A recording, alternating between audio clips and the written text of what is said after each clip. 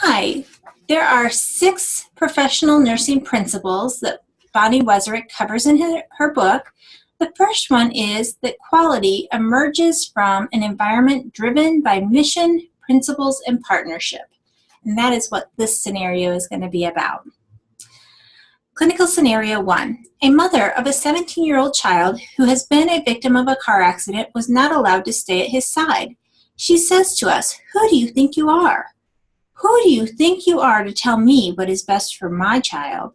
I gave life to him, raised him, and loved him for 17 years.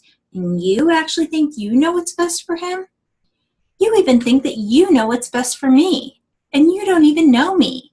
You care for him a short while, and I will care for him the rest of his life. Who do you think you are?"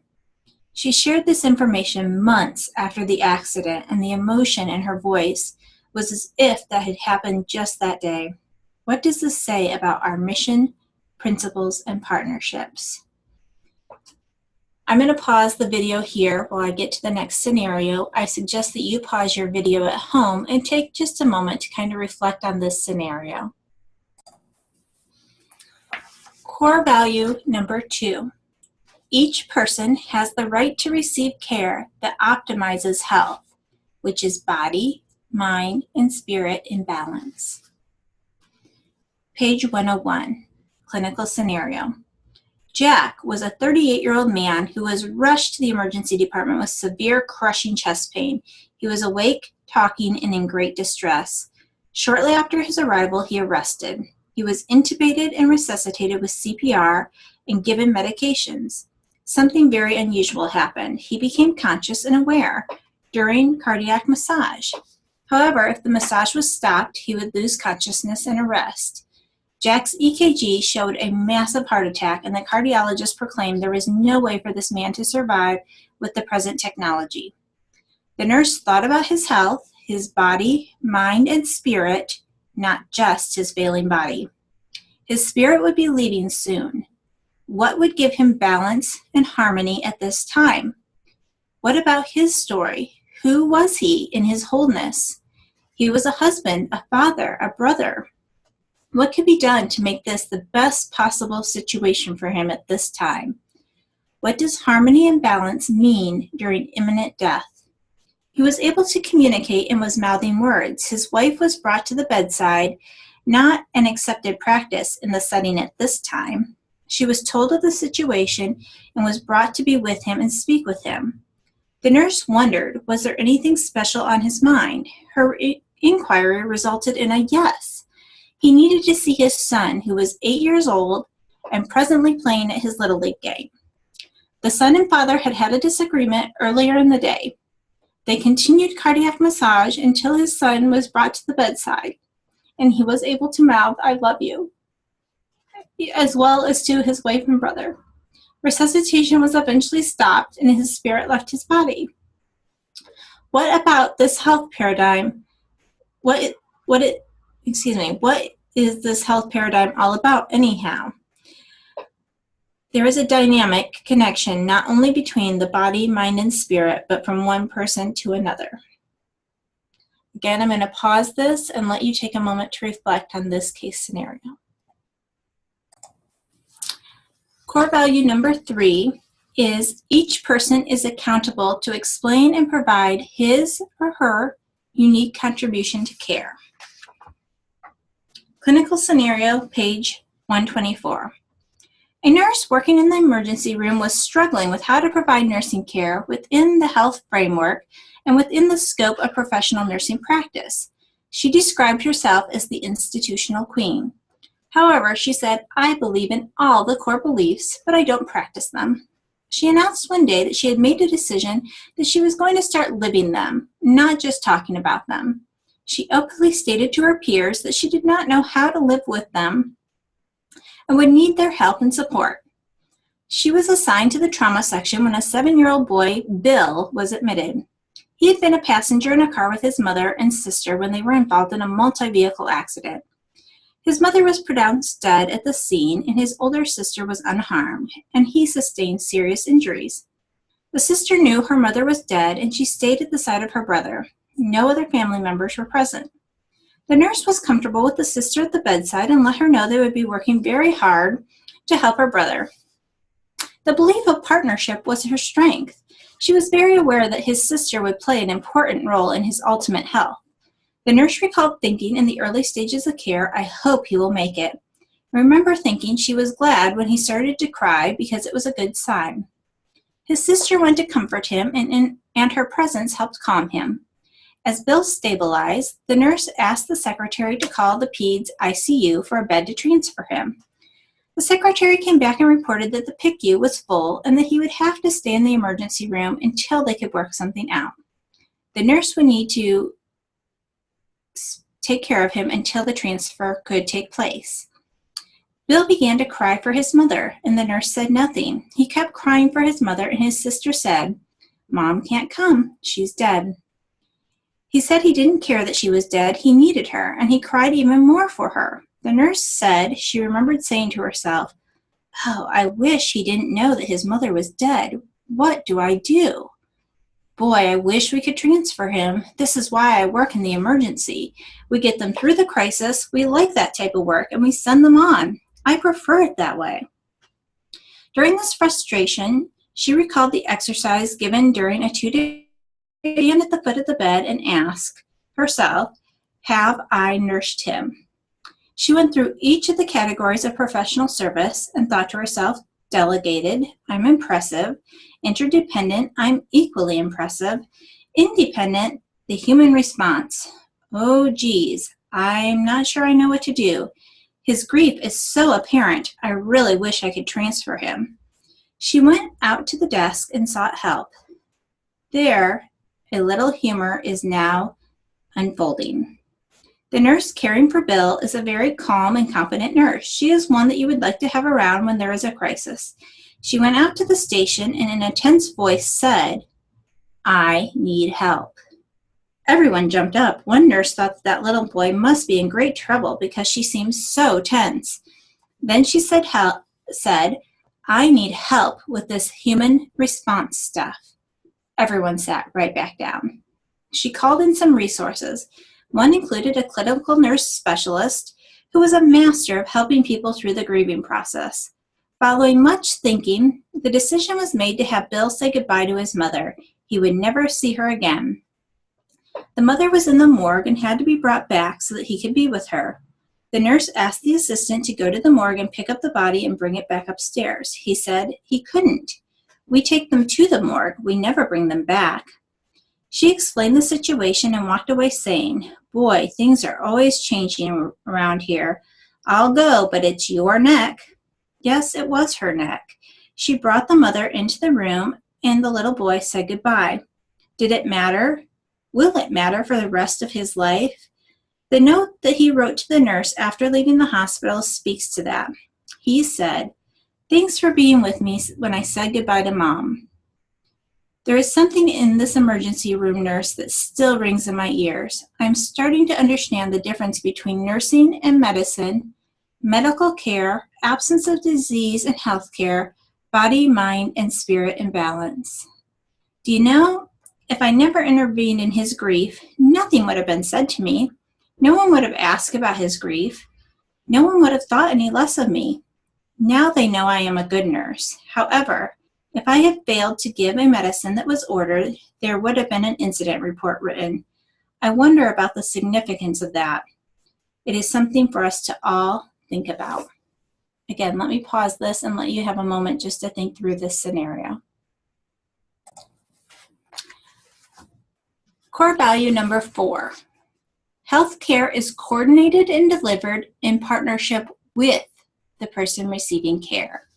This scenario is maybe one of my favorites. It's also a bit on the long side, so bear with me here. Clinical scenario 1. This is about Matt's story as discussed in the previous part of the chapter. A nurse caring for Matt recognized his spiritual distress. She then took action to treat it. Her plan was to bring together the healthcare team and Matt's significant others to talk about his health situation. She, with the help of a peer, called together an interdisciplinary team, significant others, and a priest to come to the conference. She also called the physician. She had an excellent professional relationship with this physician. However, she had never called him with a situation like this. The phone conversation went like this. I'm calling about Matt to see if we can change the scheduled cervical fusion surgery and halo placement. He wondered why, and she told him that Matt was in crisis with spiritual distress. There was a pause, and he said to her, Are his vital signs okay? She noted that they were, and then he said to her, What in the heck is spiritual distress? He later said in his mind he was thinking spiritual distress sounds like something to do with God, and he didn't want to buck God, but it didn't make a lot of sense to him. The nurse explained that she didn't think it would be good for Matt to go to surgery not wanting to live, having no purpose. She was putting together a conference so as to gain greater insight and consistency on his care at this time. She noted that in the long run, it would not delay his progression, but enhance it. The physician's response was, I can't. She wondered why not, and he said, Because I'm going on vacation. She asked if there was someone else who could do it. He asked his partner to do the surgery. Did it even matter? Before this event, Matt had a plan of care that was based on his story, given by his significant others on admission. The team had learned that Matt was a quiet person, very academic and disciplined. Although he liked to solve his own problems, he was not an isolationist. His mother noted, if you ask him about an issue and he snaps at you, you know two things. One, he snapped because he's concerned about the issue, and two, he's not ready to talk to you about it. At the scene of his accident, before Matt was intubated, he asked the flight nurse not to take off the cross around his neck. That did not surprise the family, who said he found a great comfort in religion, but he was very private about it. Matt's plan of care supported his typical coping patterns. The family would pray daily around his bed, and when the priest came, they would gather again and pray. During the conference, the nurse shared with the family and interdisciplinary team Matt's response. He was angry. He had thrown his cross across the room and wondered where God was when he needed him. Matt stated that running was his life and that he had no purpose to live. His mother found this situation hopeless. The nurse said it was not hopeless, but a response that she had often seen and in time will resolve. She explained that that was why they were there meeting, to explore ways to support Matt during this difficult time. His father referred back to a comment that he had shared with the staff on admission about Matt not sharing what was bothering him unless he was ready. He said that he was always impressed with his wife because she seemed to know what was going on in Matt's mind before he would talk about it. Mom responded by saying, That's no big deal. I'll never forget the day we brought his new puppy home. He talked differently with the dog than anyone else. She said if she was in the basement and she heard Matt talking with the dog, she would come and listen. He always works things out by talking with his dog before talking to anyone else. That is why I know what is on his mind. This was new information, an unknown but important part of his story that reflected one of the critical coping patterns. The nurse made arrangements for the dog to be brought to the hospital. Did it matter? Just a note about bringing the dog into the ICU. A dog can be brought into the hospital, but do you know what needs to be done to make that happen? The dog cried and cried when he came into Matt's room. When things finally calmed down, Matt said to the dog, Well, we make a great team. You have hip dysplasia, and I will never run again. Matt cried. So did everyone in the room. It was the first time that Matt had cried. Do you think it was hard being with Matt at that moment? Do you see the wonderful joy of that moment? Who is the only person that can heal Matt? Matt is. What do we know at a theoretical level? Until he acknowledges his new reality, he cannot deal with it. Matt was sharing with everyone his reality. We cannot fix things for Matt. This core belief speaks clearly about shifting from fixing to being present and intervening to support his healing journey. The nurse caring for Matt understood the importance of partnership. Caring is the willingness to stop fixing and go into partnership with the person. Instead of just unilaterally making a decision, she went back to Matt. She reminded him of the plan of care and asked if today would be okay for his family to pray around his bed. He said, "Yes, they can pray, but I'm not." And the nurse asked, "What about the priest? Would you like him to visit today?" He said, "Yes, and when he comes, I need to be alone with him." The nurse noted that his words felt like being hit with a cold glass of water in the face. He had never been alone with his priest, and yet they knew from his story that he was very private, especially about his faith. It was just something that was known about him, but not incorporated into his daily care. And then he asked to talk with his brother, who is outside of the country, and he said, "When you get a hold of him, I need to be alone with him." Matt's lifelong patterns of coping were evident. During the professional exchange report, at the conclusion of the shift, the nurse mentioned to the next colleague that Matt was making great inroads, moving along well on his healing journey, and that this was evident in Matt's decision-making. The important part to note here is why. Because Matt was given a choice. The nurse was establishing partnership with Matt. Mutuality was at the center of the relationship. That is a practice pattern of the new paradigm, not the old. In this situation, there was no policy, procedure, medication, or medical treatment that could have replaced the nurse's intervention to optimize Matt's health. It was driven from a current understanding, a different knowledge base. It is very different from old patterns of nursing. Take a moment, think about some time when you've gone above and beyond for a patient and maybe what impact that had on them.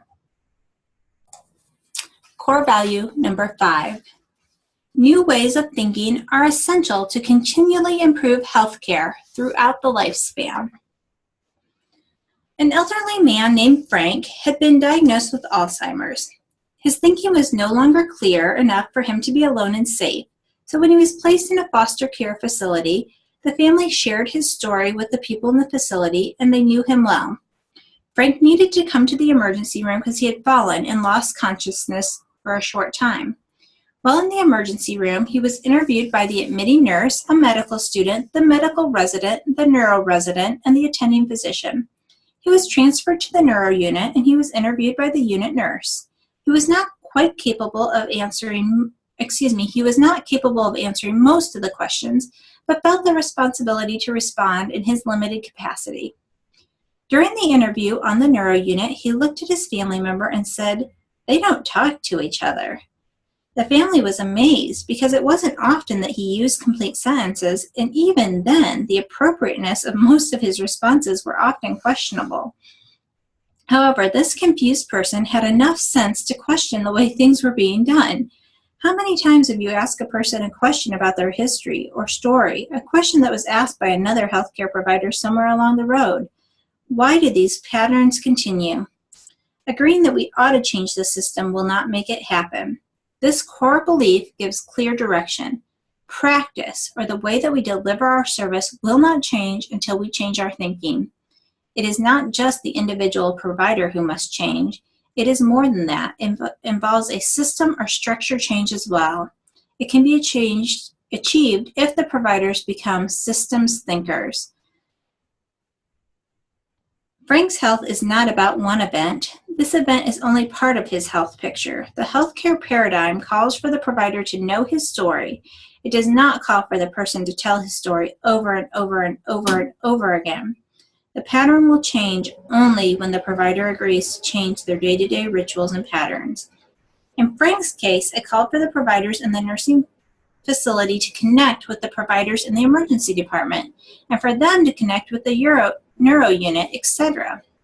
Unless the providers change to a systems thinking approach for care and reach out to one another across settings and within settings, this will not happen. This requires new thinking and new learning. The last core belief that I'm going to share with you is core belief number 6. Empowerment begins with each person and is enhanced by relationships and systems designs. There is a quote in this book on page 157 that sums up this core value.